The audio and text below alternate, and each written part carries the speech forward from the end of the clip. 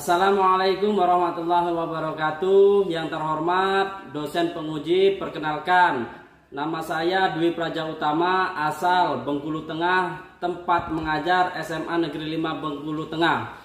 Pada hari ini tanggal 29 November 2021, saya selaku mahasiswa PPG IAIN Curug Angkatan 2 tahun 2021 ingin menampilkan video pembelajaran. Sekian, terima kasih. Wassalamualaikum warahmatullahi wabarakatuh. Assalamualaikum.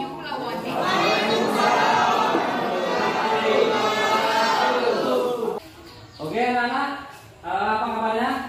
Baik. Alhamdulillah. Sudah belum? Belum. Oke, ketua kelasnya untuk memimpin doa. Berdoa menurut kepercayaan dan keyakinan masing-masing. Berdoa dimulai. Doa selesai. Oke ya. Berdoa sudah.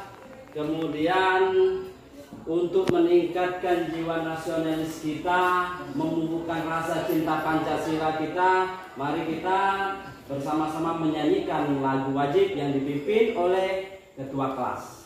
Lagi-lagi ketua kelas untuk bertugas memimpin rekan-rekannya menyanyikan lagu wajib Indonesia. Baiklah teman-teman, untuk meningkatkan jiwa nasionalisme kita, marilah kita sejenak berdiri dan menyanyikan Indonesia Raya. 1, 2, 3. Indonesia.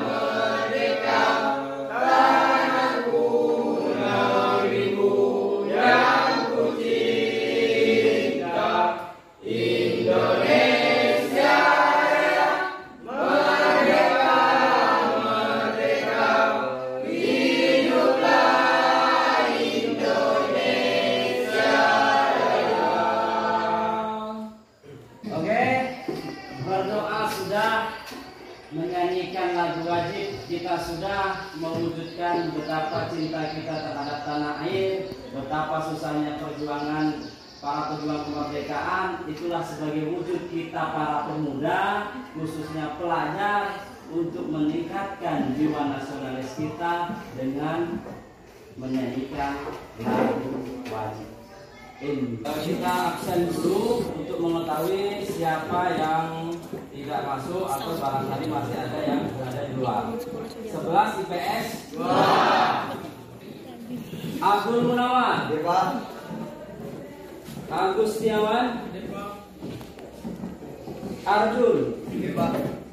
Franky Saputra keluar kemana? Ya? Apa keluar dari alam kubur, tak keluar dari mana? Pemukaan kita, sebelum memulai pembelajaran kita, Bapak ada sedikit motivasi untuk meningkatkan pembelajaran kita, apa yang dikatakan oleh Imam Syafi'i.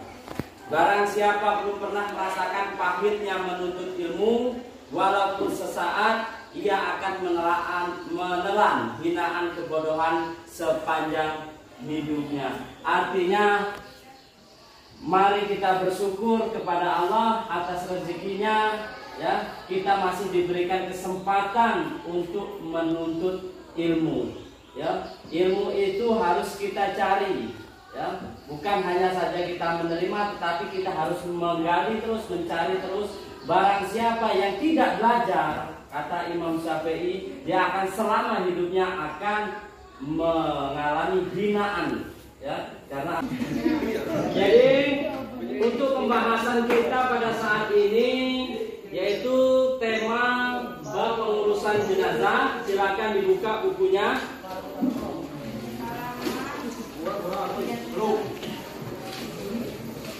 Halaman 33 bab 3 mengenai melaksanakan jenazah. Sebagai pengantar kita, Sebelum memulai pembelajaran kita, alangkah baiknya kita mengucapkan Allah Subhanahu wa Ta'ala. Mari kita membaca lafaz basmalah. Bismillahirrahmanirrahim. Atau permasalahan pengurusan jenazah, ya, dilepas mengurusi, yaitu orang yang sudah mati atau orang yang sudah mati itu disebut menjadi mayat atau mayit. Ya. Tentunya dalam pembelajaran ini kita tak usah takut, ya, karena kullu nafsin dha'iqatul maut. Tiap-tiap yang bernyawa pasti akan mati. Jelas ya, yang bernyawa pasti akan mati. Sesungguhnya mati, rezeki, jodoh itu sudah ada yang diatur, ya. Tidak ada manusia pun yang bisa mengatur hidup dan matinya seseorang. Yang remaja biasanya mohon maaf ini tidak terlepas dari zina. Zina itu banyak, zina mata, zina tangan, bukan mohon maaf, bukan hanya sekedar hubungan suami istri, tetapi banyak zina. Contoh dari zina, nah tengok nih, yang laki-laki, yang perempuan, yang bukan muhrim, tengok bentuknya berbeda. Berarti itu masih kategori zina. Sebaiknya ketika ada laki-laki menyentuh perempuan, ya, yang bukan muhrim, maka hukumnya haram. Kira-kira zina apa nggak seperti ini? Memang Bapak sengaja tadi, apakah ada kesadaran diri kita untuk tidak berdekatan kepada muhrim atau tidak? Maka dari itu silahkan laksanakan yang perempuan-perempuan, yang laki-laki lagi. Silahkan duduknya diatur.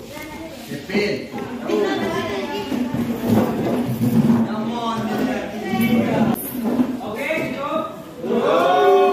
Nah, inilah ya yang membedakan mana yang laki-laki, mana yang perempuan. Yang perempuan, jangan mau ketika kalian itu dipegang-pegang oleh laki-laki. Ya, mau nggak kira-kira? Tidak mau. Tidak mau Pak, kalau dipraktir bakso nanti mau. Kalau diberikan sate nanti mau Pak. Biasa Pak. Maka yang perlu diingat adalah itu merupakan bentuk dari zina. Apalagi zaman sekarang ada istilahnya pacaran. Apa pacaran? Pelajaran materi kita, ya, yaitu melaksanakan perawatan jenazah.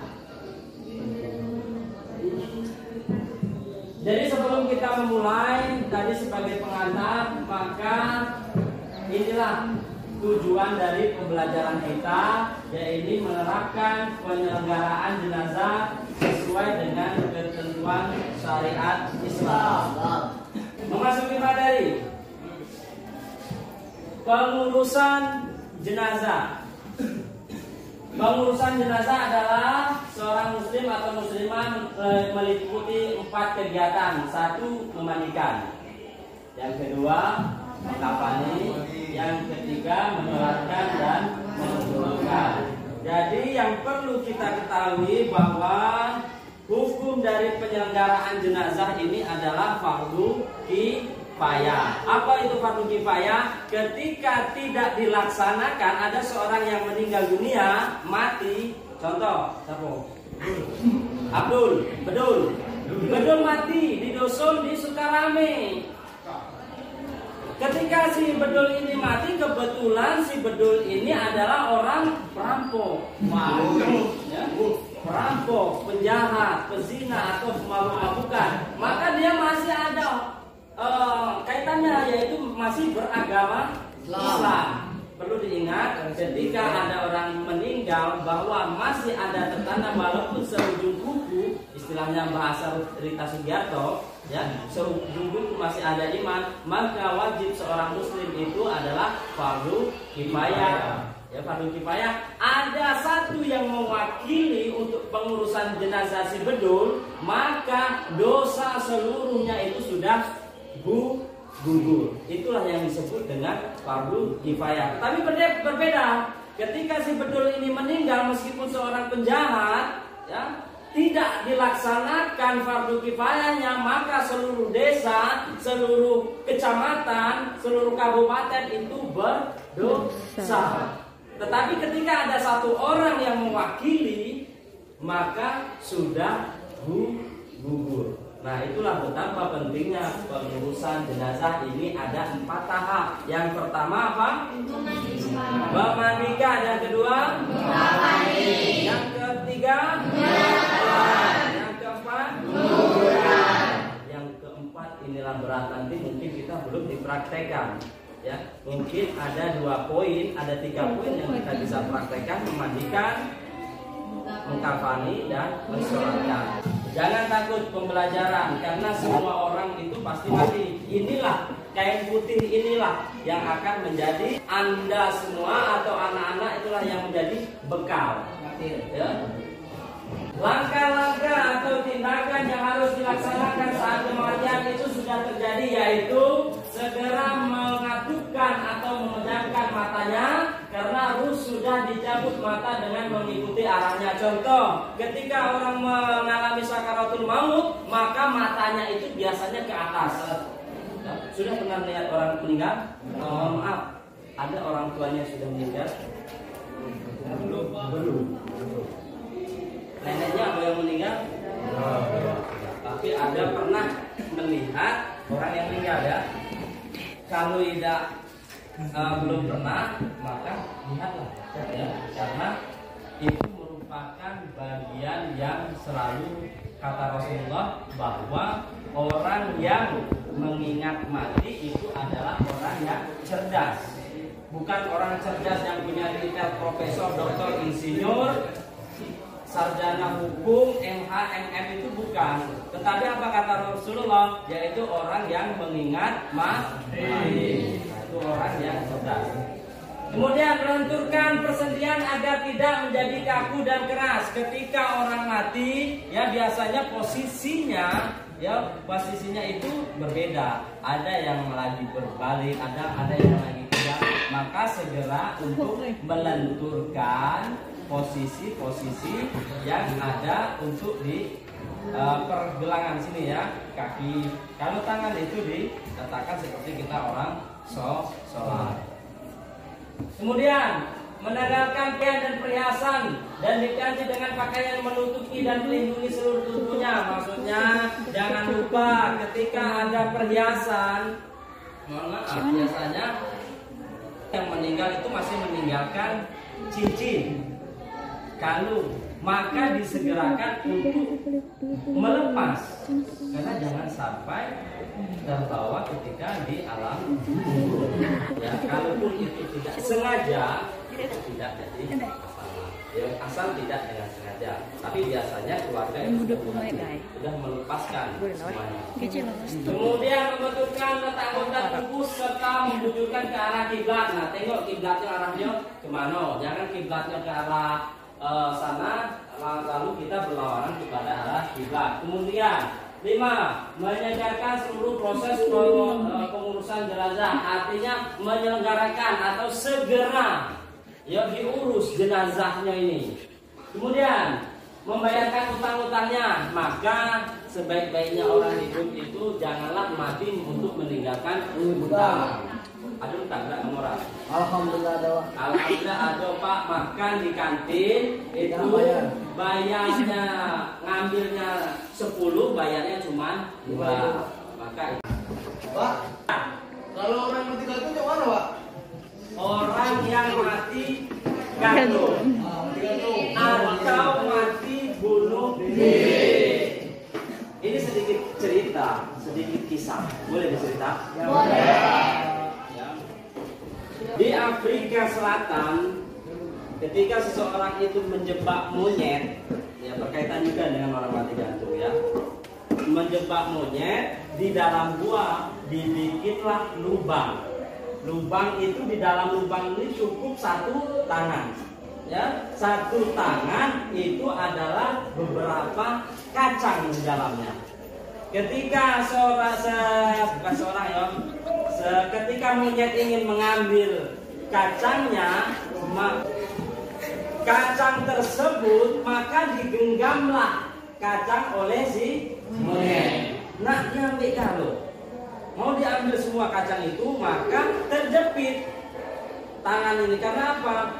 Ketika monyet itu hanya mengambil diambil satu, maka tangannya tidak terjepit. Karena rakusnya itu tadi, si monyet diambillah di genggamnya, ya, maka terjebaklah si monyet tersebut. Nah, berkaitan dengan hal tersebut, maka ketika seseorang itu sudah memiliki rezeki, ya, rezekinya itu sudah dihitung oleh Allah. Ketika maut pun datang, mati pun datang, kalau rezekinya belum habis, maka tidak akan mati ya seseorang. Contoh,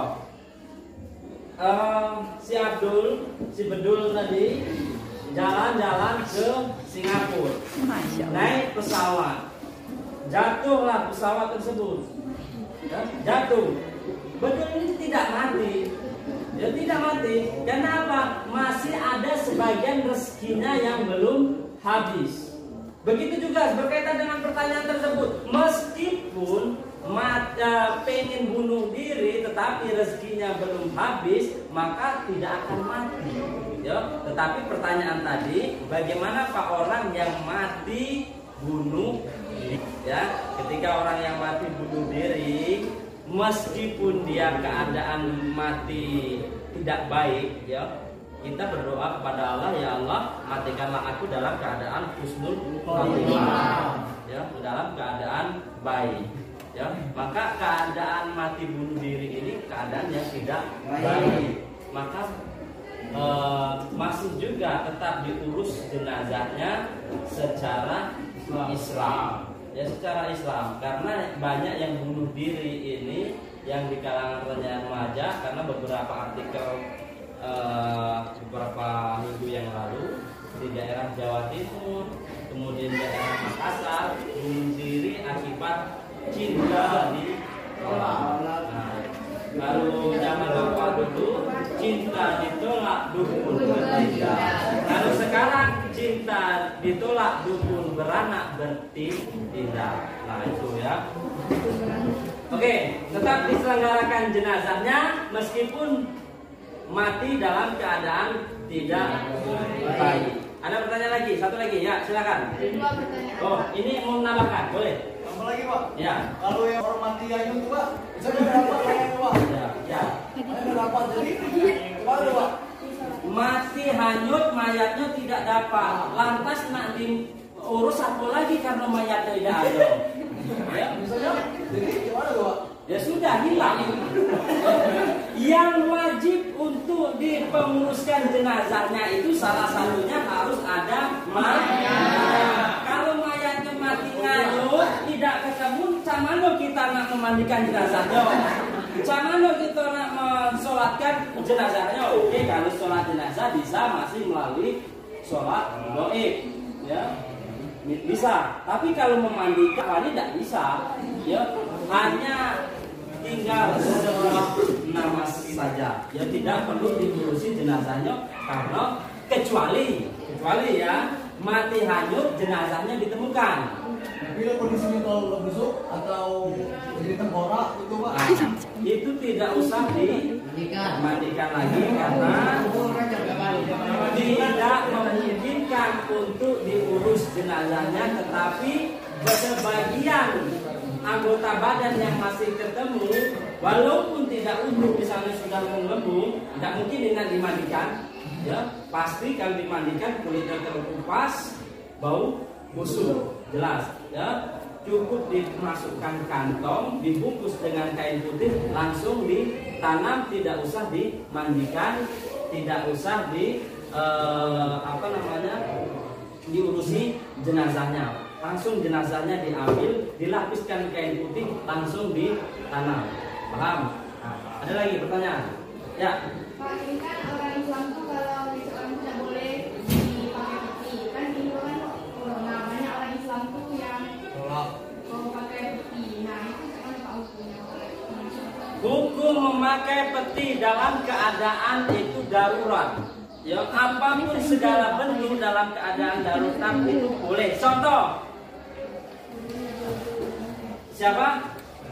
Ajun pergi ke hutan, contoh tersesat, tidak ada makanan, hanya babi yang ada, maka hukum memakan babi adalah haram. Nah, kalau untuk kebutuhan, kalau tidak makan babi, ya itu maka si Ajun mati. Maka hukum yang haram itu bisa menjadi boleh. Maka si Arjun ini halal hukumnya untuk memakan babi. Begitu juga ketika memakai peti, karena masih dalam pandemi, seandainya tidak memakai peti, bukan pakai peti aja, pakai plastik juga, ya dibungkus. Karena Bapak melihat di YouTube, karena sekarang tuh era 4.0, ya era digital, maka memakailah peti itu diperbolehkan karena dalam keadaan pandemi. Seandainya tidak memakai peti, ya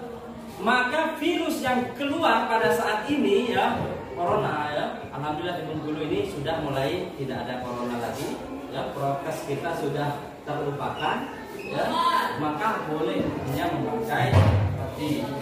Tapi kalau seandainya sudah tidak terjadi lagi pandemi, ya tak usah lagi memakai peti, ya karena sesungguhnya yang dibawa mati itu hanyalah selembar kain putih dan dihadapkan pula ke atas tanah dan diciumkan mayat kita ke tanah. Kalau memakai peti itu masih terhalang oleh papan atau pakai besi, gitu ya, masih terhalang. Maka untuk saat ini dalam keadaan darurat, tanda kutip ya, dalam keadaan darurat maka diperbolehkan. One more, satu lagi pertanyaan, ada? Memandikan jenazah, syarat jenazah dimandikan adalah beragama Islam. Kalau artinya yang bukan beragama Islam tak usah dimandikan. Ya, orang Hindu tidak usah, orang Kristen tidak usah, orang Nasrani tidak usah. Yang cukup itu adalah agama Islam. Tadi didapati tubuhnya walaupun sebagian, bisa ada orang mati kecelakaan, tangannya sudah hancur, tubuhnya sudah tak tahu kemana, tetapi masih ada sebagiannya utuh, maka itu diperbolehkan dimandikan, kecuali tadi berkaitan dengan pertanyaan tadi Hanif tadi ya, berkaitan dengan Hanif, maka kalau dalam keadaan busuk mayatnya itu tak usah dimandikan, ya, karena berisiko tinggi terpapar, tertular penyakit dan mengakibatkan bau yang menyengat. Hal ini terjadi pada jenazah biasanya mengalami kecelakaan jika ada lukanya, bersihkan terlebih dahulu jika memungkinkan. Yang ketiga, bukan karena mati syahid, mati dalam peperangan membela agama itu tak usah lagi langsung ditanam. Ya, bisa kita berjihad membela agama. Contoh, suatu saat nanti beberapa tahun yang akan datang akan terjadi perang antar mengakibatkan agama, bisa konflik dalam agama antara Israel dan Palestina, ya maka hal itu tidak usah dimandikan jenazahnya, ya, cukup dikuburkan, ditutup dengan kain seadanya dan itu tidak jadi masalah. Syarat orang yang memandikan jenazah muslim berakal sehat, ya. Berniat memandikan jenazah, kepercayaan jujur dan soleh, percaya amanah dan mengetahui hukum memandikan mayat serta dapat menjaga jenazah aib. Jenis kelamin sama, jenazah laki-laki dimandikan oleh laki-laki, jenazah perempuan dimandikan oleh perempuan, kecuali suami atau istri. Biasanya ketika terjadi di daerah kita, apalagi yang mohon maaf, mohon maaf ada jenazah perempuan janda cantik pula, maka hanya laki-laki nak nengok macam mana cewek tersebut janda itu, maka hal ini tidak pula. Maka ketika ada memandikan jenazah itu adalah pertama jenis kelaminnya yang sama, kemudian tempat tidurnya itu tertutup. Perlu diingat, perlu tertutup, ya, terhindar dari sengatan matahari atau ditutup seng atau ala kadarnya, ya. Memandikan jenazah kita akan praktekkan, ya, minggu depan kita akan praktekkan minggu ini kita mempraktekkan mengkafani jenazah. Ya, mengkafani jenazah. Langsung kita silakan bagi yang bersedia untuk menjadi jenazahnya. Silakan.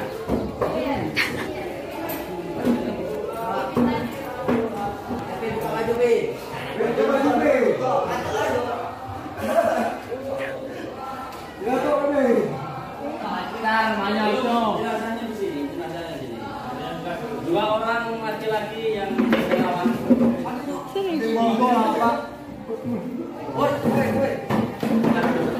Dan menutup seluruh tubuh jenazah, kain kafan jenazah berwarna putih. Ini sudah kita ya berwarna putih. Kalau laki-laki itu adalah 1 lapis boleh, atau 3 lapis boleh, atau 5 lapis boleh. Kalau perempuan kita tinggal 5 lapis. Dapat. Satu atau 3. Dapat. Maka kain ini sudah ada, sudah kita siapkan. Kain 3 lembar. Kemudian tali. Tali juga boleh cukup menggunakan 3 ataupun menggunakan 5. Maka karena jenazahnya itu agak besar, maka menggunakan tali 5 ya. 3 yang panjang, 2 yang pendek ini untuk apa? Untuk di atas kepala atau pocongnya dan kaki. Oke, paham ya? Ya, jenazah di atas dada tangan. Kira-kira. Nah,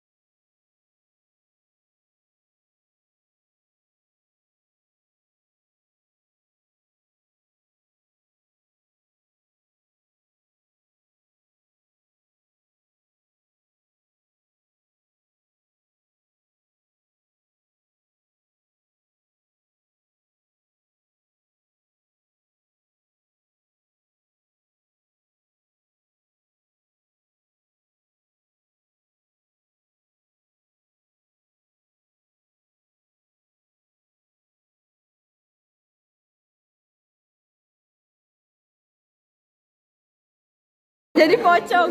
Nah, jadi sudah, biar. Jadi inilah ya, ketika diperhatikan tali itu harus sebelah kiri. Ketika mayat itu dikuburkan atau di jenazahnya itu pasti miring sebelah kiri. Kanan.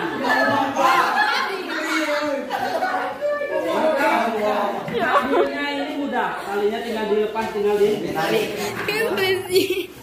Tinggal ditarik.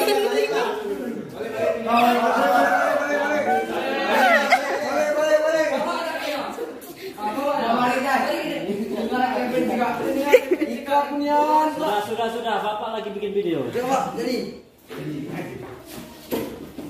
Nah, jadi ini contoh dari mengkafani jenazah. Untuk selanjutnya, kalau mayat yang jenazah laki-laki pada saat dikuburkan itu posnya agak dimiringkan ke kanan, maka talinya itu di sebelah kiri untuk mempermudah saat melepaskan tali pocongnya. Nah, untuk selanjutnya cukup ya mayatnya, kita suruh dulu aja ya. Oke. Terakhir dari pembelajaran kita pengurusan jenazah, mari sama-sama kita menggali terus pembelajaran apa yang sudah dipelajari kita, baik itu dalam sekarang ataupun masa yang akan datang. Mohon dalam pembelajaran ini kita harus memang benar-benar paham apa yang Bapak sampaikan. Jika tidak jelas, boleh ditanyakan oleh sama imam ataupun khotib yang memang mereka menguasai tentang materi yang ada di dalam pembelajaran kita. Untuk menutup atau mengakhiri pembelajaran kita agar lebih meningkatkan jiwa rasa nasionalis, dimohon untuk ketua kelas untuk menyiapkan atau mempersiapkan dan menyanyikan, diajak teman-temannya untuk menyanyikan lagu wajib bebas tentang Indonesia. Silakan, ketua kelas. Baiklah teman-teman, untuk meningkatkan rasa cinta tanah air, diperkenalkan untuk sejenak berdiri dan menyanyikan lagu wajib nasional kita yang berjudul Indonesia Bersama. 1, 2, 3. Indonesia